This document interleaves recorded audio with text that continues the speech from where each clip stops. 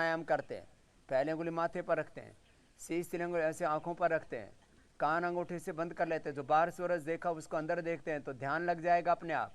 ओंकार का ध्यान, आज्ञा चक्र से लेकर के पूरी सृष्टि इसका आधार ओंकार ही है। ओंकार माने एक ब्रह्म, एक परमात्मा, ऑलमाइटी गॉड, खुदा, अल्लाह, वाहिगुरु, अकाल पुरुष।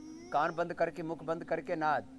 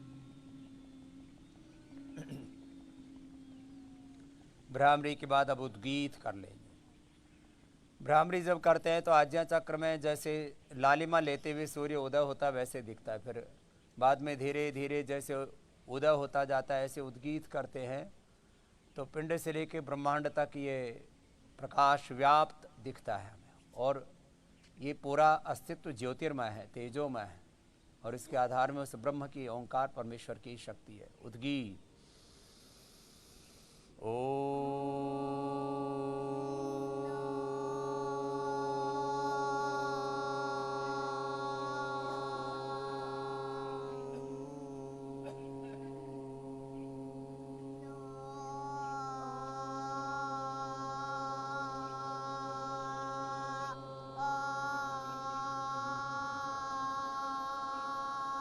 फिर लंबा गहरा श्वास भरा करें।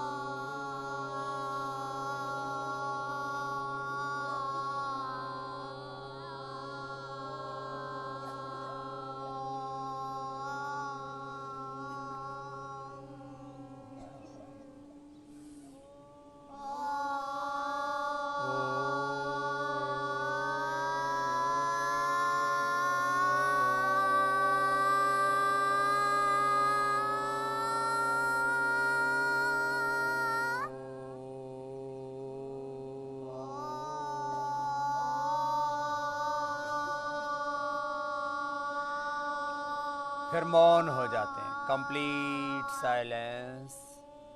मौन हो जाते हैं, मौन हो करके, चुप हो करके, अंतर्मुखी हो करके। तो जैसे ही अंतर्मुखी हो करके और आज्ञा चक्र से लेकर के पूरे चक्रों में मूलाधार, स्वादिष्ठान, मणिपुर, हृदय, विशुद्धि, आज्ञा, भ्रुकुटी, सहस्रार, अष्टा चक्रा, नवद्वारा, देवानां पूरयोध्या, तस्याम हिरण्यः कोशः स्वर्गो ज्योतिषावृतः। ये अंदर ही अंदर पूरा प्रकाश प्रकाश, और ये बाहर का सूर्य का प्रकाश तो एक प्रतीक है। दिवि सूर्य सहस्रस्य भवेत युगपदुत्थिता, यदि भाः सदृशी सा स्यात् भासस्तस्य महात्मनः।